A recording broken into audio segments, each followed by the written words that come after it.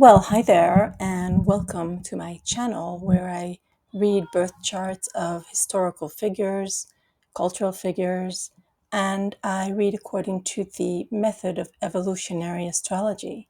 So let's just jump right in and look at the chart of the one and only, the King of Pop, the amazing Michael Jackson.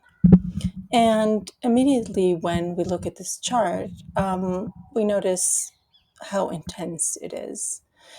And I can't help but looking straight up at that sixth house, which is packed. It's a huge stellium. Stellium is when you have three or more planets conjunct each other in the same house or in the same sign. And here, look at all these planets. We have the Sun conjunct Pluto, conjunct Mercury, conjunct Venus, conjunct Uranus, all in the sixth house. Now, because the Sun and Pluto are in Virgo, this obviously being correlates with the sixth house because Virgo is the sixth sign. So we're already seeing these strong themes coming up, which we'll talk about their meanings later on. Now, another intensity that I see here is just the fact that Michael Jackson's sun conjuncts Pluto, and which means that he is a Plutonian person because the planet, especially if it's an outer planet, which which lies conjunct to the sun, modifies the sun, which is our core identity. Um, we sort of become merged with the archetypes of that planet. Now, I want to look at Saturn and the Moon, which are positioned in angular houses, which is another. The angular houses are the first, the fourth, the seventh, and the 10th. And if we have a planet in one of these houses, it's going to be take on sort of more importance, if you can say that. It becomes more powerful. So here we have two planets. Now we have the Saturn on the MC, on the cusp of the 10th house, and we have the Moon almost. It's in the first house. It's 2 degrees, I think, from away from the AC itself, and so yeah.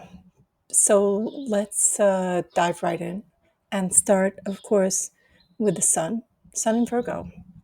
So Virgo is the perfectionist. Virgo is the craftsperson. Virgo is the servant. When you say servant, you don't mean a person who is subdued or who gives food to its the kings, but a person who wants to constantly perfect their skills and work on their craft, which in order to serve them to the world. And that's where the humility of Virgo also comes into play because of this. This First of all, there's a constant feeling of not being good enough, okay, which is not humility really. It's just sort of putting yourself down, which can be definitely a shadow side of Virgo, and it's difficult, but Virgo, the sense that nothing is ever perfect. Well, I mean, there's always this strive for perfection that does create a sense of humility.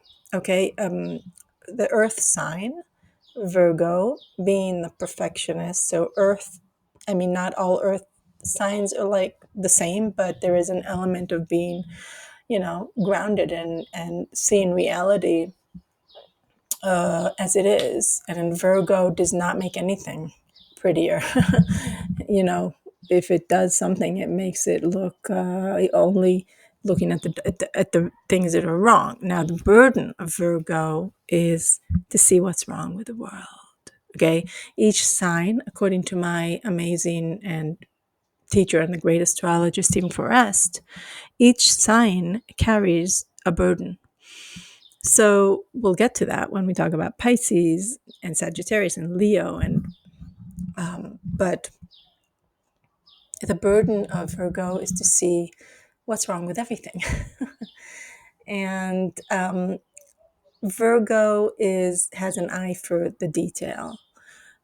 Its ruler is Mercury, so there's this openness to learning. There's this intellect that's very active, and there's this ability to gather lots of data and to assess what is relevant and what is not. But I think all that data remains there. It's compartmentalized,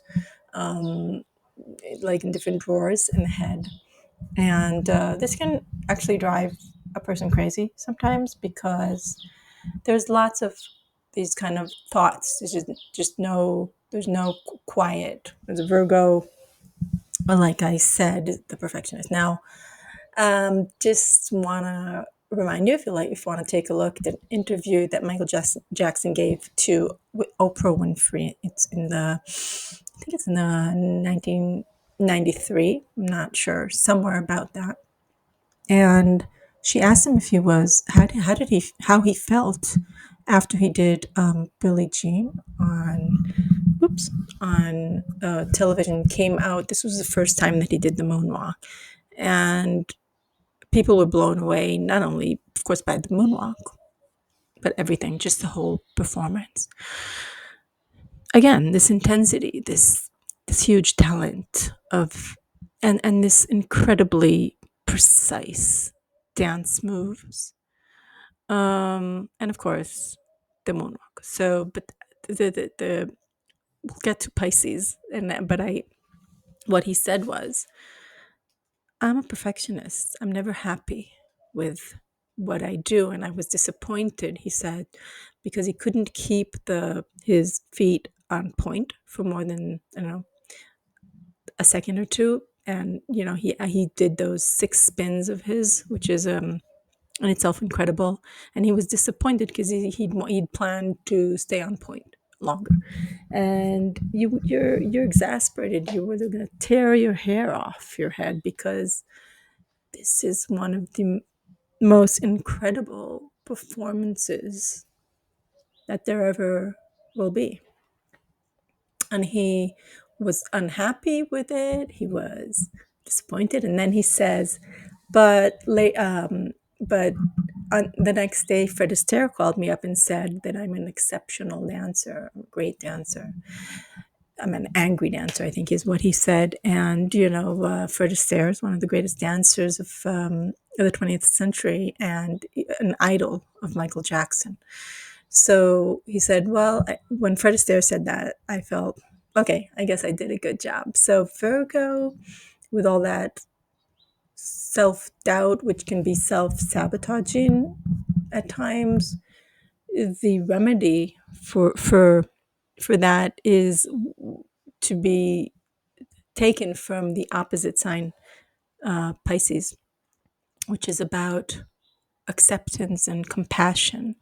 So Virgo needs, it's easier said than done, to just fully accept themselves with the, with warts and all, like with the imperfections, because this is a really heavy burden to carry, because obviously there is not going to be perfection in this horrible world.